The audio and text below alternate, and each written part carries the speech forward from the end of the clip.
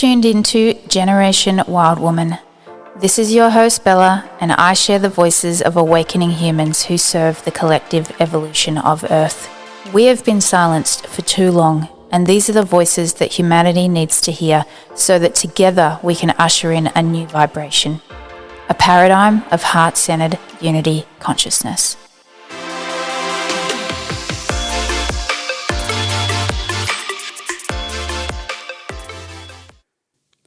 Hello everyone. Thank you so much for tuning into today's episode.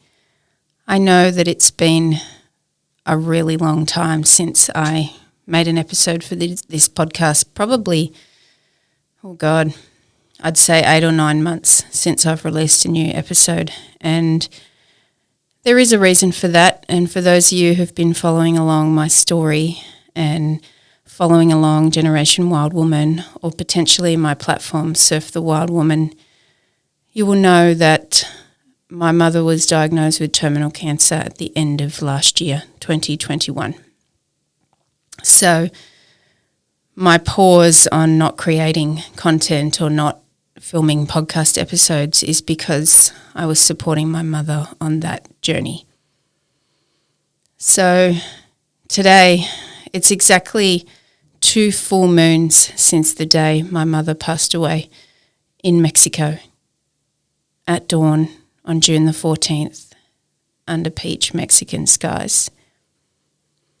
So today, on the full moon of August, it feels like a really fitting time to tell my story on that journey, the journey of supporting my mother through cancer and through taking her to Mexico for alternative treatment. And for anyone that chooses to listen to this story, either in part or the whole story, I really want to thank you for listening, because you are bearing witness to my story, which is allowing me to unravel and release the energy and the trauma that I experienced on that journey. So thank you for listening, and thank you for holding me in sharing this information with you. So I don't know where I'm going to start or how it's going to end. I'm just going to talk intuitively and share the information as it comes out, however it flows. It won't be linear. It might jump around all over the place, but this is the thing about storytelling. It doesn't always follow a linear line.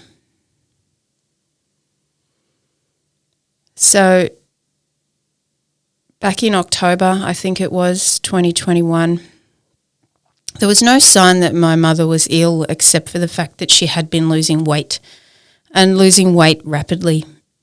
And that was something that she had battled in her life. So we just thought she was having an episode of losing weight. She said there was no other symptoms. There may have been that she hadn't spoke of, but she said that she was good and she was just losing weight. And the weight continued to fall. And even though we were sort of encouraging her to eat and making sure she was eating good, strong, nourishing foods, the weight continued to plummet. And as the weight plummeted, I was concerned, and I thought, this doesn't seem normal. It doesn't seem normal. And then one day in late October, my mum, who was 65 years old, or 64 at the time, said that she thought she was having a period. And I was like, a period? Are you sure? And she's like, well, I'm bleeding. I'm passing these big, huge clots. And after a bit of conversation back and forth, it turned out that the blood wasn't coming as menstrual blood. It was coming out of her urethra. And that's when I said to her, absolutely not, no way, get in the car, I'm taking you to emergency. And my mum was so terrified of going to the hospital because of all of the COVID stuff that was happening and, you know, the mask mandates and the push to vaccinate every man, woman and child. She was so terrified of being in the hospital that she may have overlooked some symptoms she'd been having. because she didn't want to go into the hospital system. And, on that fateful day in October, it was a Tuesday, I spent the entire day in emergency, and we were told that my mother had a tumour on her kidney that was 7 centimetres by 8 centimetres. And my mother only had one kidney. So, we were transferred up to Gold Coast University Hospital, where she stayed in hospital for another 10 days, where they ran all these diagnostic tests and confirmed that my mother had kidney cancer and that it was terminal and that it was too far gone and there was nothing that they could do for her. Go home and die. Palliative care. Now, to say I was blindsided by that diagnosis is an understatement. I was so blindsided by that because I have the ability to see illness in other people, but I didn't see it in my own mother. And that truly shocked me to the core. And I believe in the body's ability to heal. I believe you can heal any illness, any disease, anything that comes your way, because illness is almost always energetic. And I stand by that to this day. So very early on in the piece, we started talking about alternative medicine and alternative treatment. And prior to that moment, prior to my mum being diagnosed with a terminal illness, there was absolutely nothing on this earth that was going to get me to travel during the world's biggest plandemic. Absolutely nothing whatsoever that was going to get me to abandon my post. What do I mean by abandon my post? Well, I feel like the universe had me where I was living in Burleigh Heads on the Gold Coast for a reason. I very suddenly and very rapidly awoke on August the 7th, more than a decade ago. I went to bed thinking and feeling one way my entire life, and when I woke up on August the 8th, that version of my reality was gone. And I spent the next several years going through a very rapid awakening where the fabric of my existence fell away beneath me. And I believe that I went through that at that time so that I could now hold space for the awakening of humanity that began in 2020. Very few people in my community were awake before 2020. Very, very few people were aware of the agenda to vaccinate every man, woman and child on this earth and what the true agenda behind that is. The push for the new world order and every part of our life being under surveillance and no longer being our own. People were asleep to the brainwashing and the power of the media, the 24/7 fear porn, directing us to one way of thinking and one way of thinking only. And that's to bow down on our knees to our oppressors. That's what I mean when I said I was never going to abandon my post. I felt like I was in this part of the world for a reason, and I was there to shine my light, to stand in my sovereignty, and to say fuck you to the government, fuck you to Big Pharma. And just by me being in my sovereignty, creating a ripple effect so those around me could rise. I knew the New World Order was coming when I was 8 years old. I didn't know it was going to be the New World Order. I didn't know exactly what I was on the planet for, but I knew that I had come to the planet for a really, really, really important job. And when I suddenly woke up more than a decade ago, I knew that I was having an extraordinary experience to awaken for a reason. I was talking about multidimensional consciousness in 2012 when everyone thought I was crazy.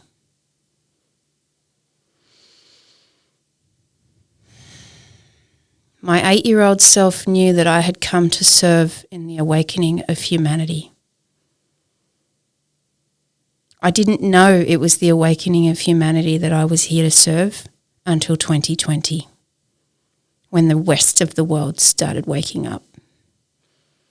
And if you are listening to this story, if you find yourself activated by these words, you are also here to serve in the awakening of humanity.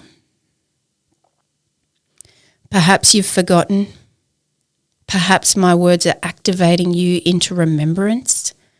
Or perhaps you already know. Either way, you are a warrior of the light. And we say no to the push for the new world order. So nothing was going to get me to abandon my post, to travel in a plandemic, to be force vaccinated against my will. The answer was no, I do not consent. And then my mum was diagnosed with terminal cancer, and the lands of Mexico called me. They called me like no land has ever called me before. It beckoned for me to come. We had no idea how we were going to get the money. I had no idea how I was going to get out of the country. Australians had been locked in our country for more than 2 whole years. No vaccine, no exit. No vaccine, no entry. How the hell was I going to get out of the country? I started reaching out to different alternative cancer clinics in Mexico, and I felt really aligned with one particular clinic in Puerto Vallarta, Mexico. Excuse me. My soul called me there to Puerto Vallarta, Mexico. We went back and forth with the clinic, and they designed a protocol for my mum, and every cell in my being said, yes, we must go. So I started making videos on my community chamber, the Echo Chamber, the channel that I had on Facebook, and I started asking for support from my community, from my wider tribe of people, and support came. It came my way. In the most unlikely of places. One man offered to pay for our flights. A man that I had never met before offered to pay for the flights of my entire family to Mexico. Another person offered $5,000, another person $7,000. People just came from nowhere. The kindness and generosity in people's hearts will live in my soul forever. On the flip side of that, I also got a lot of negativity.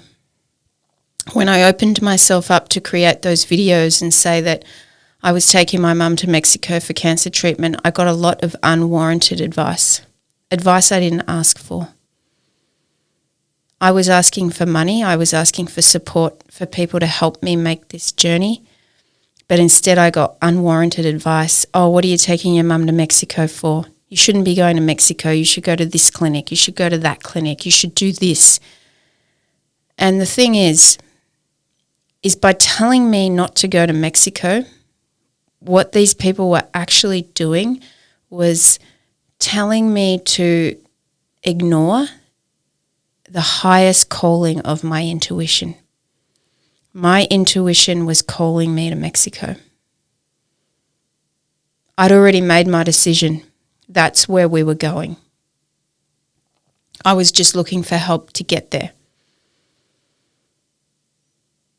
And the treatment clinic where we were going in Mexico, the the protocol that they sent us was 100,000 Australian dollars. And I thought, where the fuck am I going to get 100,000 Australian dollars from? Plus I have to pay for accommodation and flights and everything. Like, how the hell am I going to pull this together? Well, let me tell you, brothers and sisters of humanity, I pulled $180,000 out of thin air. I made it happen. In less than 2 months, I pulled $180,000 out of thin air. I sold everything I owned that was of any value. Surfboards, bikes, clothes, shoes, my motor vehicle, anything that was of any value, it went. I sold all of my mum and dad's stuff that was of any value. It went. It didn't mean anything. Of course, we can love our things and we can love our material possessions, but what's the value of a life? All of that stuff didn't mean anything. I applied to the Australian government for an exemption to leave the country unvaccinated. I was approved to leave the country unvaccinated, but the fastest and easiest way to get to Mexico with a toddler and a terminal ill woman was via the USA. However, the USA had mandated the vaccine even for transit. So that was another hill I had to climb. I called every airline to see if they would take me on the plane unvaccinated.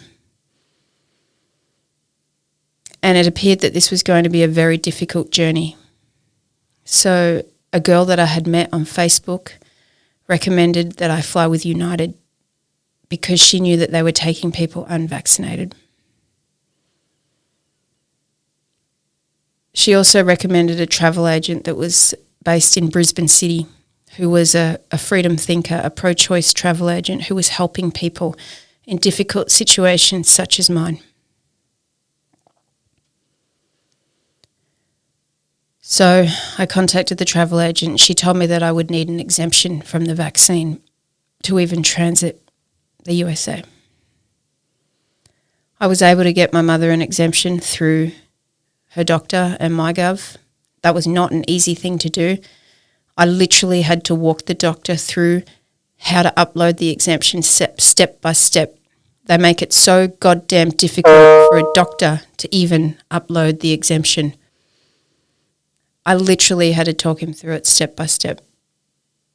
The first time he gave an exemption for a year, and the Australian Immunisation Register rejected it because they're only giving exemptions for 6 months. Now, a doctor wrote this exemption, but the Australian Immunisation Register can reject it even though they're not doctors. This is how difficult they're making it. So we had to make another appointment, take the doctor through step by step. This is ludicrous behaviour. It's ludicrous. So my mum had a medical exemption from the vaccine. The clinic in Mexico were very, very helpful, and the doctor who my mum was going to be under, Dr. Desia Bars, total fucking legend, he wrote me a medical exemption for the vaccine from the clinic in Mexico. United Airlines accepted that exemption in advance. I got pre-approval for everything. The travel agent had said to me that you plan for A, B, C and D. So if we have pre-approval for everything, the chances of making it are going to be higher. So I had pre-approval. But I knew that I was leaving the country unvaccinated and that I was travelling on a flimsy medical exemption at best. So in case I didn't make it on the plane, which I knew was a very high possibility, I organised for my sister to come on the trip too, because my sister was vaccinated against COVID. Her choice, and I respect it. it was a very difficult thing to agree to organise for my sister to come. A, she'd never been overseas. B, she didn't even have a passport. C, she didn't even have a birth certificate, and her name had been changed several times. We needed to leave in a few weeks, and the passport office told me there was a 10-week wait on passports, even if you had all the correct paperwork. I absolutely refused to accept that in 2022 or 2021. I mean, seriously, this stuff is a click of a button. I spent 3 full days on the phone pulling my hair out, ringing every state. I got the birth certificate from this state, the name change certificate from this state, that from that state. I was running around like a blue-ass fly trying to get my sister a passport. I got her a passport in 6 days. Now, by this point, as you can imagine, I was completely fried. And the time for the trip was looming. I'd raised the money. I'd organised my sister's passport. We're getting ready to go. I was also trying to organise to avoid having the PCR test before getting on the plane. I was trying to organise a mask exemption, but the airlines just make it so goddamn difficult. It's so difficult and so complicated. Even though I had a mask exemption from my doctor in Australia, it wasn't enough. It needed to be approved by a United Airlines authoritative person, and it needs to be approved 72 hours before the flight, and yada, yada, yada. I'm already travelling on a flimsy medical exemption at best. I'm trying to avoid the PCR test, and I don't want to wear a mask. Something had to give. Now, if you're listening to this story and you're completely pro the New World Order, you're pro the suppression of the people, you're pro-vaccine, then this story is going to be hard for you to listen to because I'm so far the other way. I respect people to make whatever choices for them, but over my dead body, will my child or my family be vaccinated against COVID? They can kiss my ass. The harder the government pushes, the harder my no becomes. So something had to give. And I knew the day before the flight that if I tried to avoid the PCR test and I tried to avoid wearing a mask, that I wouldn't get on the plane. So I really had to shift my hard stance. And when I was a little girl, I always wanted to be an actress, a famous movie star, an actress. So I said, well, Bella, here is your chance. Here is your chance to act like you've never acted before. You're going to step into the matrix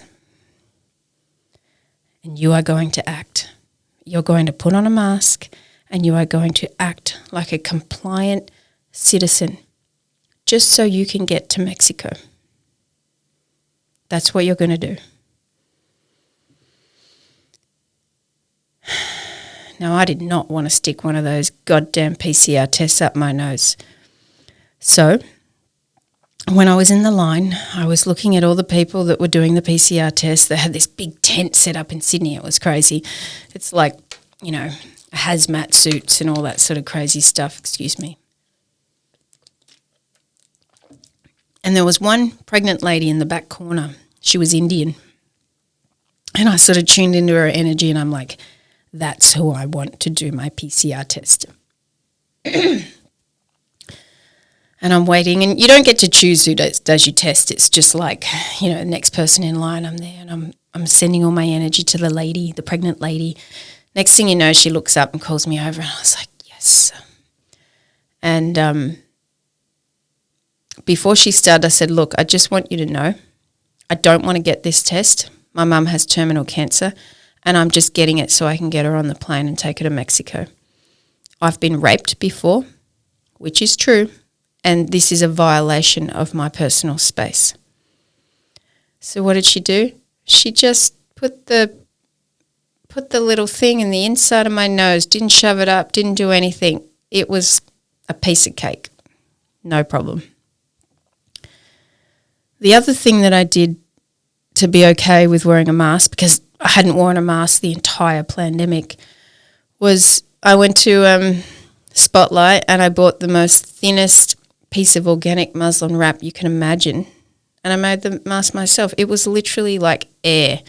I could breathe through it perfectly. It was completely for show. It wouldn't have done anything. But I was acting. And I was playing the part. And even with all this preparation, even with all the pre-planning, I knew that there was still only a very small chance I would get on the plane. Possibly 5%. I knew that getting on the plane was going to be up to the consciousness of the person checking me in. And I was right. Even with all the pre-approvals, when I tried to check in with United, they denied me. They said to me, this medical exemption is written by a clinic in Mexico. This is not good enough. Why didn't you get one in Australia? And I started laughing at first, and I was like, do you have any idea how hard these are to get in Australia? A medical exemption from a vaccine? It's impossible. And the doctors are being threatened with loss of license for dare giving them. They're almost impossible to get. And, it went back and forth, and they said, look, your sister can get on the plane, your mum can get on the plane, but you can't go. And I fully surrendered in that moment. I fully surrendered, okay, I'm not going. And I think that's probably why I ended up getting on the plane. My mum dropped to her knees in the middle of the airport and she started wailing. And I was like, pick your fucking self up right now. Pick yourself up. Do you want to get well? Do you want to heal? It's now or never. I've done everything I can do for you. You have to get on the plane without me. And she was wailing, no. And then, watching this occur, one of the people checking us in says, look, I can see this is really upsetting for you all. I'll go get our big head supervisor. So the big head supervisor came over, and call it luck, call it fate, call it whatever you will. If I'd checked in at any other time, if I'd been at any other counter, any other flight, any other day, this may not have happened. But the supervisor on shift at that exact moment recognised me. She recognised me from my Facebook channel, The Echo Chamber, where I'd been sharing my entire journey so far and trying to get my mum to Mexico. And she said to me, I know who you are, I know what you're doing, and I'm going to do everything I can to get you on the plane. And she got me on the plane. Not only did she get me on the plane, she reseated us so all of us had 4 seats to ourselves. What a legend. A truth warrior, hiding in clear daylight. Nobody knows. But an angel was there to help me. When I got on the plane, I was so goddamn relieved to be on the plane that I cried for the entire first 4 hours of that flight. I just wailed and wept and wept. My son was asleep in the opposite row, and I cried and I cried and I cried. Everything that I'd done for the last 2 months to get on the plane, and we were on our way. And the trip to Mexico with a terminal ill woman and a toddler, it wasn't fun. We got to Mexico City. It was a really long journey, 35, 40 hours with layovers in Sydney and whatever. We were so tired. And people were speaking at me in Spanish, and I'm the only one that could speak any Spanish in our group, but I was so tired I couldn't make out the words, and my head was in a spin. And we finally checked into the hotel in Mexico City, and that was the very last time that my mum was the mum that I'd known and loved my whole life. That was the last time she was her. We got up the next day and we flew the flight hour to Puerto Vallarta. And my mum went somewhere. I don't know whether she knew on a soul level, on a higher level, that she was going to pass away and that this was going to be her journey. But she went somewhere else. She was there, but she wasn't there. She was different.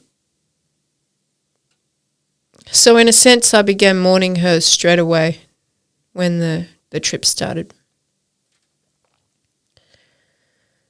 So she began the treatment. You know, and these clinics have treatments you've never heard of. And it's a crime that you've never heard of these treatments because they work. You know, the doctor Mum was under the care of, Desia Bars, he's a total legend, and if I had a family member that was diagnosed with cancer, I'd make the same choice again. This man could read blood work like no person on this earth. And I'm going to have him on this podcast actually, maybe the next episode, because I formed a really good relationship with him while I was in Mexico. And, you know, there was a lot of good things going for my mum. She had, even though she had been diagnosed with terminal cancer, she had a lot of really good positive things in her blood work. And like I said, this man could read blood work like no other. And I learned a lot of things about cancer. I didn't know that cancer formed a nest in the body, like a mothership, if you will. And the nest sets up, and the first thing it does is it sends out fake cancer cells to see if the immune system is going to suppress them. And if the immune system does suppress them, the cancer nest preserves itself and it closes itself down, it goes and sets up shop somewhere else. And then it sends out the fake cells again. And, you know, someone with terminal cancer could have several cancer nests, 5, 6, 7 cancer nests. But in my mum's case, she only had one. And they knew exactly where it was. They knew how to target it. And the treatment was working. It was working really well. And another crime is they have a really comprehensive series of blood work that can be done. It's called an oncotrace. And they can tell you, any person on this earth, exactly how many cancer cells you've got circulating in your body, where they are, how many cancer nests you have, if you have any cancer nests, are the cells live, are they dead, etc., etc. Now, you cannot even get this test in Australia unless you've already had failed rounds of chemotherapy and radiation and an oncologist has to order it for you. In Mexico, it's the first thing they do. Okay, let's look at what's going on in your body and let's treat you before it gets there. And, you know, Dr. Bars, he recommended that both my sister and I get an oncotrace done to see what was happening in our own bodies. So, you know, the treatments continued, and like I said, they got treatments you never heard of: plasmapheresis, exomus therapy, IV infusions you've never heard of, stem cell treatment. And the next oncotrace she had done, we knew that her body had eliminated cancer. We knew that she no longer had metastasized cancer. Amazing. You know, we're at the 3-month mark at this time. And I want to add that my mum was also having a lot of immunotherapy medication to support the treatment. And that was why she had a treatment called plasmapheresis. And what plasmapheresis does is it takes the blood out of the body and it cleans all the heavy metals and the toxins and all of the nasty stuff out of your blood, which is important because when you're killing off cancer cells, the body's dumping all of the toxins and the dead cells into the bloodstream. So it's really important to clean the blood out of all this toxic overload. So we decided to extend the treatment for another 2 months to give my mum the best chance of healing. We were concerned about her weight loss. She had lost a lot of weight, and the immunotherapy medication was making her sick, so she was having trouble keeping food down. So she was just getting leaner and leaner. She was already very lean. We were very concerned about the weight, but I never at that point thought that she wouldn't get home. And I thought we could fatten her up and there'd be no more immunotherapy medication, and we could just fatten her up and she could hibernate and recover for the winter. But that never came to be. And the other thing that was happening on the journey is, my mum was acting in a particular way that was bringing up all this old energy from when I was a child. And my sister and I had been estranged for 20 years before this journey. We were both sexually abused as children by one of our mother's husbands. He wasn't our father. And instead of bringing us closer together, it created a wedge between us. So this was the first time we'd spent any time together in 20 years. And we're living in a tiny apartment overlooking the marina in Puerto Vallarta with our mum, with my son. This was a very tricky living situation. And, we're both caring for our mum, who we'd had very different experiences with. And my mum became kind of nasty. She wasn't the woman that I knew. She became quite horrible and saying horrible things, and maybe her mind was going. We're not sure. But she definitely wasn't herself. And my sister and I decided to go to a Mexican Temescal, which is like a sweat lodge, or it is a sweat lodge, and it's a very intense experience. But I tell you what, we did a lot of healing in that sweat lodge, the two of us, and our beautiful soul sister Care, she came along. And my sister and I were able to transform and heal all of that trauma from our childhood. And if my mum had one wish in her end of life, it would have been to reunite my sister and I. And that's what she did. She reunited us. And we're truly grateful for that.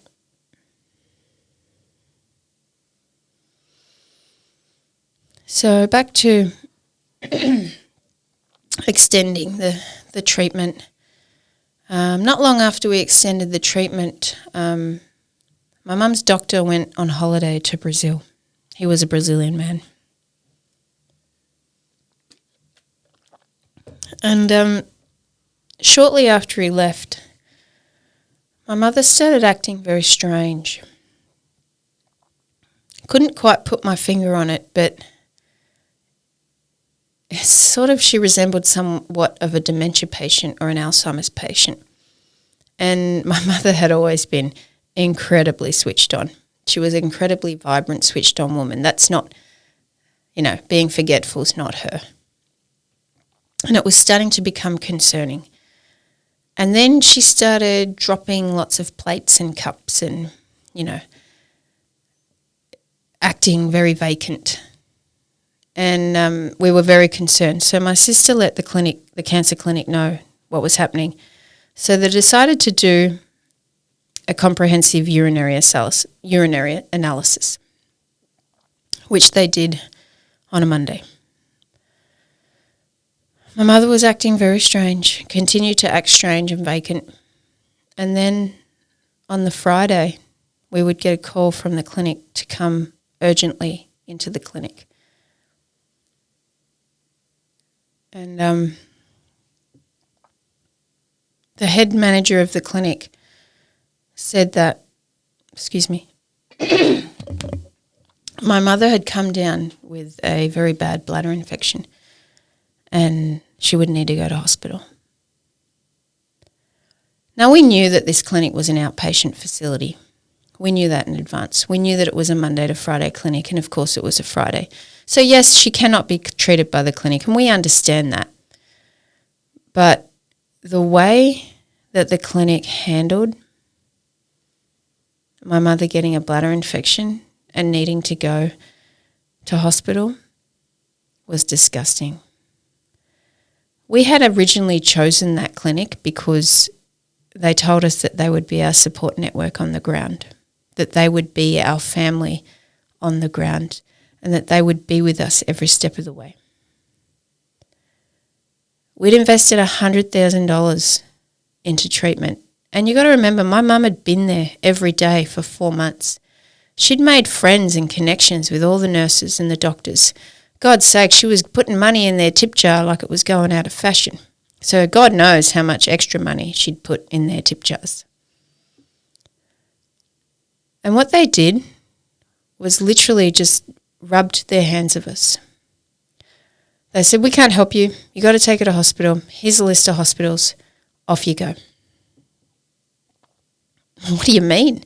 Off you go. Are you not going to help us? You're not going to support us? Oh, no, that's not what we do. What do you mean it's not what you do? What are you talking about? Well, we're just terminating her treatment immediately. We can't treat her anymore. And we were like, okay, well, we've just paid you for another 5 weeks worth of treatment. We want our money back. And they were like, we'll just see what happens. It's like, no, we want our money back. And the head guy, Carlos, he excused himself and went to the toilet and never came back. It's like, what? And, this isn't anything against the doctors and the staff and the people and the treatments that she had, which were fantastic, right? This is upper management, right? Not willing to refund our money. So they gave us a list of hospitals and they sent us off to fend for ourselves against a pack of wolves trying to rip us off at every turn. We were sent out into a foreign hospital system in a foreign language with no fucking idea what we were doing. And the other thing that complicated it was with the bladder infection that my mum had, it had gone to her kidney. And after having so much treatment on her kidney, her hemoglobin count had dropped to a fatally low level. Now, a fatal hemoglobin level is less than 6. My mum's hemoglobin was at 4. She required urgent blood transfusions. Now, in Mexico, it's not like Australia. You have to find the blood yourself. Because my mum's hemoglobin count was too low, she needed an exact blood match of A positive blood.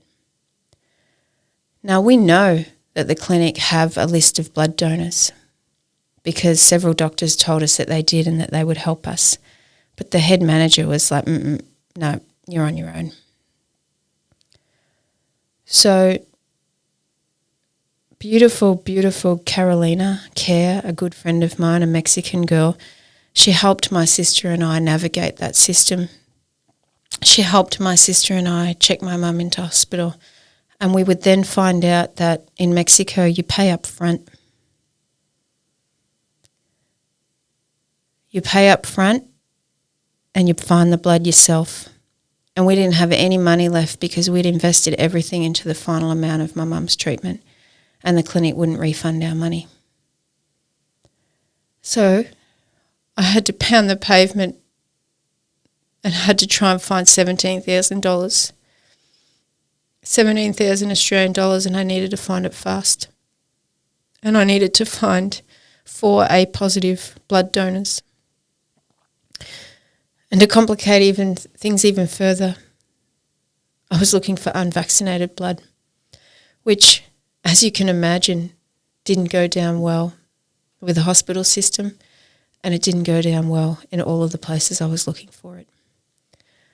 I reached out to all of the community groups on Facebook for unvaccinated A positive blood, and I was banned. I got given a 30-day ban for daring to ask the question.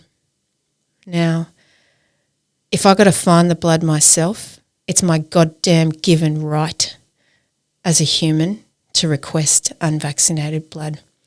I don't owe anyone an explanation. I certainly don't owe anyone that's pretending to be a scientist any explanation. The answer is no. I don't want your blood. I don't want unvaccinated blood. And a lot of people took that personally. And I said, come on, guys, let's not make this political. A woman's life is at stake. I got shamed. I got trolled. I got called names. People said, oh, that poor woman to have a daughter, so horrible. I mean, are you fucking kidding me? They had no idea what I'd gone through to try and save my mother's life. I'll be damned if I was going to inject vaccinated blood into her. All of the crap that's in that shit, mRNA, mutated, no thank you. It's an experiment.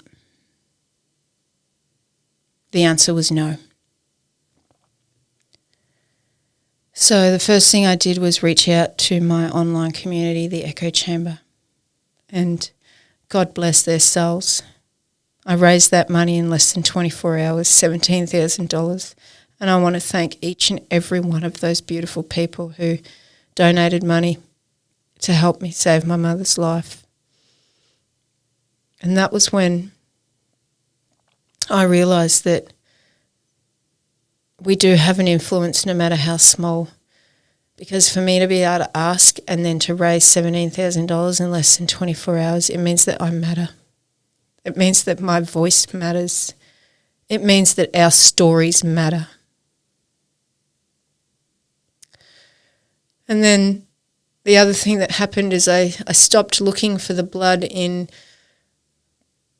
I hate to use the word normie. I stopped looking in normie places. I stopped looking in places where people didn't think like me. I started posting in the freedom groups. I started posting in Telegram groups where people were just like me. They were fuck the government, and people who had given up everything to come to Mexico. Particularly, there was a large influx of Canadians who came across the border when the Canadian government said, as of November 2021, no Canadian can leave Canada unless they're vaccinated.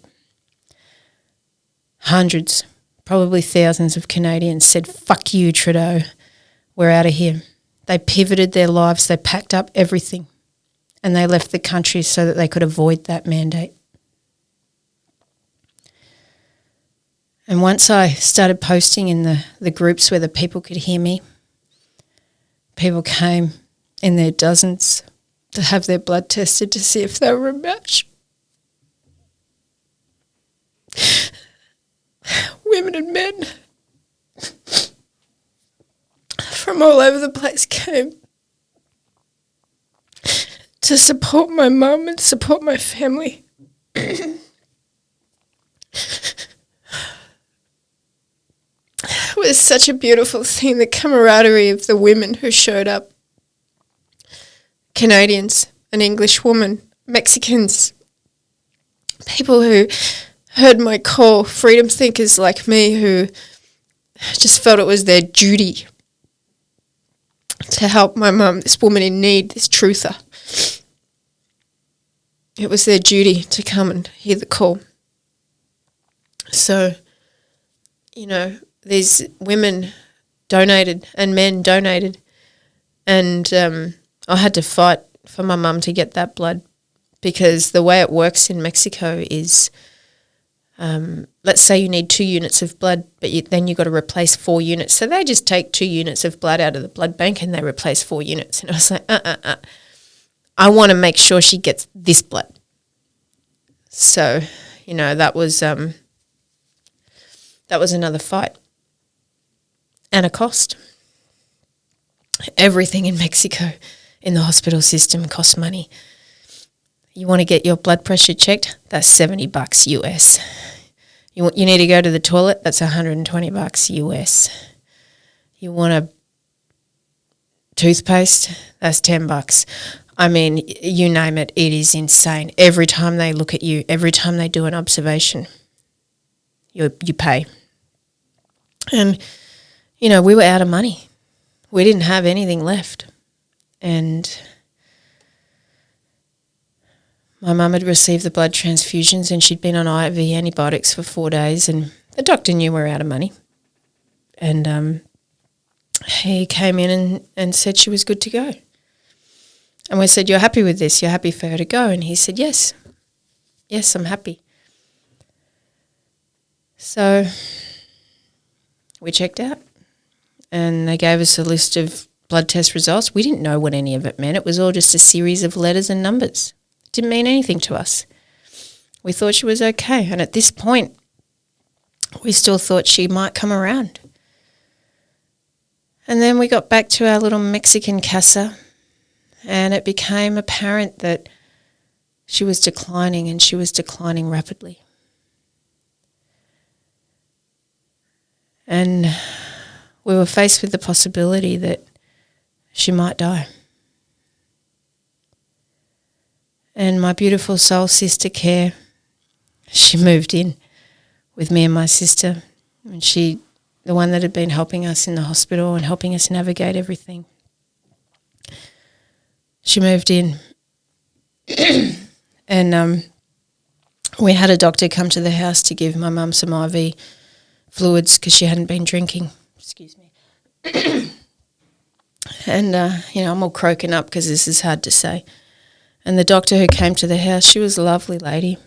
And when she read the blood results, she told us that my mum was already in final stage renal failure when the hospital checked her out and said she was okay to go. That's a crime in any country. To check a woman out who's in final stage renal failure because we don't have any money left. I don't care what country on earth you are on, that is a crime. And Big Pharma, you're going down. Now, I've had people say in hindsight, if that was Australia, it wouldn't have happened. Well, if it was Australia, Mum would already be dead. They sent her home to die. I have no regrets in going to Mexico. The cancer treatment worked. You can't do diddly squat about bacteria.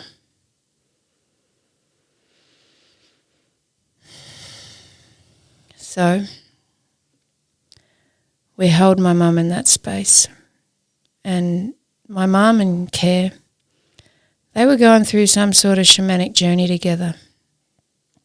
My sister and I weren't sure what it was, but night after night, Mum would seem to take Care on these shamanic journeys, and Care would be sort of writhing in pain on the couch, and my mum would be moaning, and they'd be, knocked out together going on these journeys. And my sister and I were like, we don't know what's going on. Something's going on between them. Maybe it was the fact that Care was the first person to give Mum blood. Maybe they were linked by her blood. I'm not sure.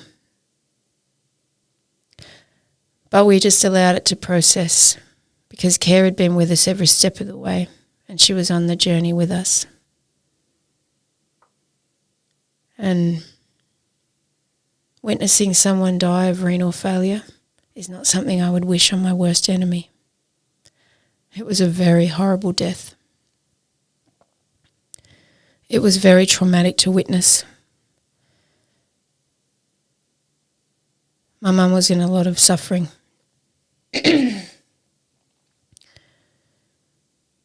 And it went on for days and days and days. She just couldn't let go. My mum's death was how she lived, as a fighter. I just wanted her to go peacefully, but she didn't know how. She just couldn't. She wasn't able to gracefully go. And I didn't realise the ramifications this journey was going to have on my son. My son, he'd never had problems going to the toilet before, but in those last 2 weeks when my mum was having difficulty letting go, he started holding on. He couldn't release, and he's still having problems to this day, 8 weeks later.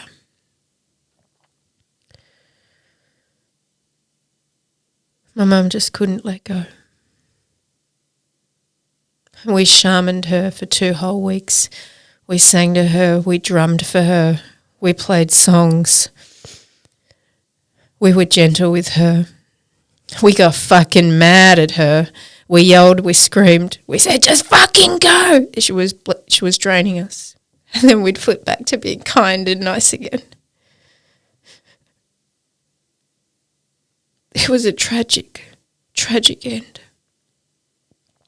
And the hardest thing was from that day when they checked out of the clinic, when the cancer clinic said they couldn't treat her anymore, they didn't contact us.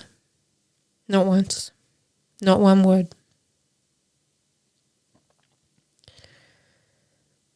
When my mum's doctor, Dr. Bars, returned from Brazil and he learned what they'd done to my mum and how they'd just sent her off on her own without any support, he resigned effective immediately. Now that's a man of integrity. Dr. Bars, I bow to his intelligence. And he has started his own clinic now in Puerto Vallarta. And if any of you should find yourself with a terminal illness or a diagnosis or a bad vaccine injury, I would seek him out. No bad feelings towards Dr. Bars. He offered his condolences. He knocked on my door. He embraced me. But for the clinic, Holistic Biospa, you can kiss my ass and suck a dick. They turned out to be no different than Big Pharma, just after a buck. Dr. Bars, he was a good man. He knew that the immunotherapy medication had an incredibly high markup at the clinic. So he helped me source medication on the street, away from the markup of the clinic. Now this is a true warrior for the people. A total legend.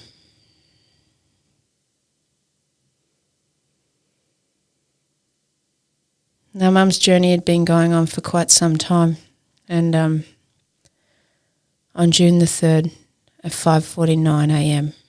I felt my mum's soul leave her body. I screamed and I cried and I wailed. But then she came back. She came back into her body. Now, I don't know where she went in that 45 seconds, but when she came back, she was different. Her eyes were different. Her energy was different. It was more masculine. My mum was always very feminine and flowy and soft, and this energy was different. Now, I don't know what part of her soul came back to complete the journey of her life, but it wasn't the version of her that I had known.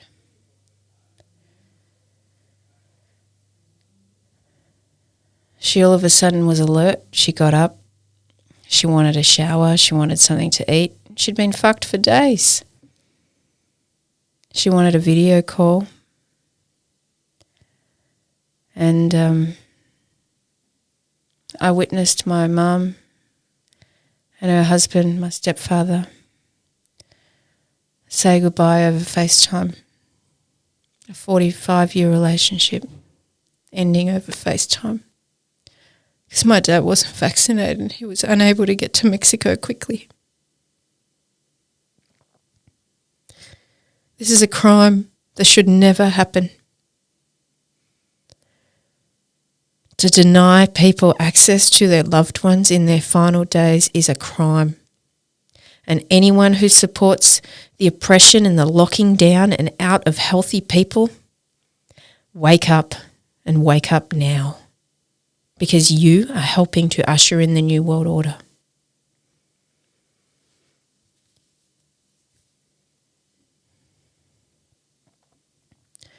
Watching them say goodbye was heartbreaking. And I thought after she'd finally had that conversation that she'd go peacefully. But she didn't. She hung on.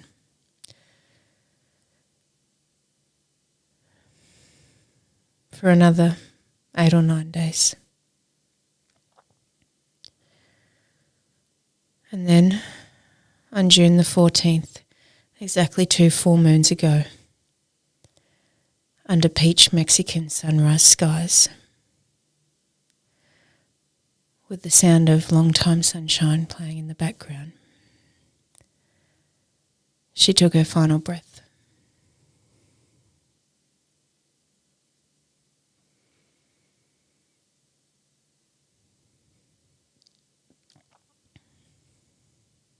And it all just felt so surreal, like I entered a period of derealization.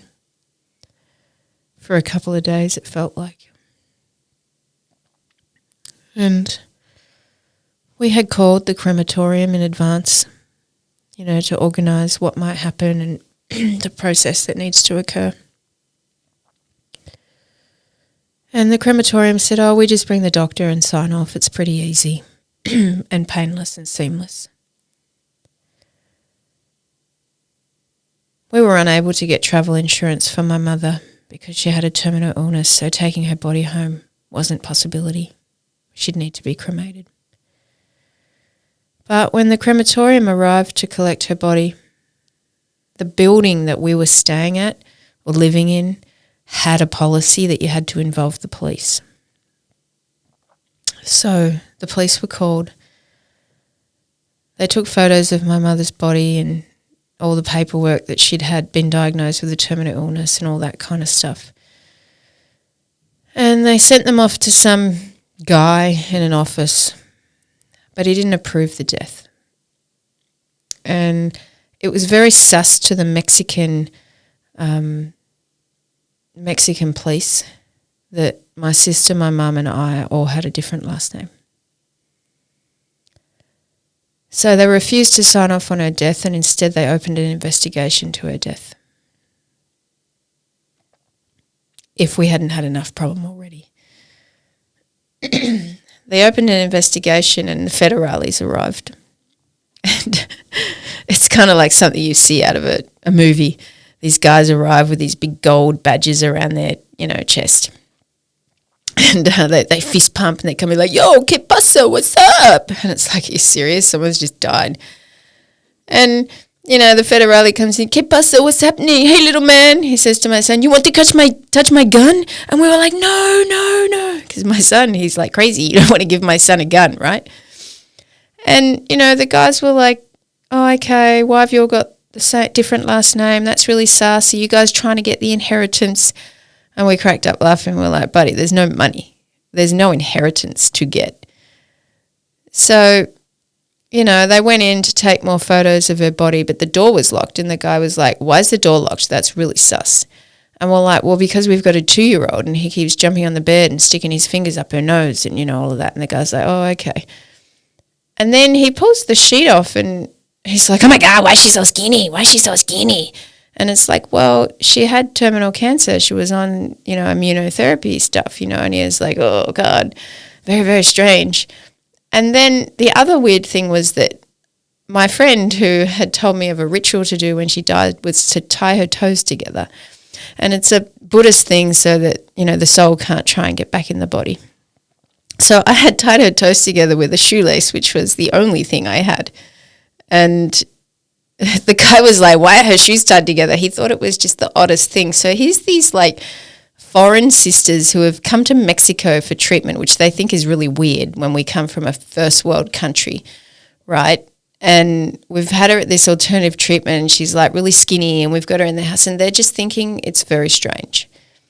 It was a very stressful time.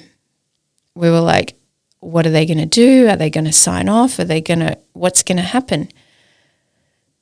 But eventually, yes, they did sign off on the death. And the crematorium came and they took my mum away.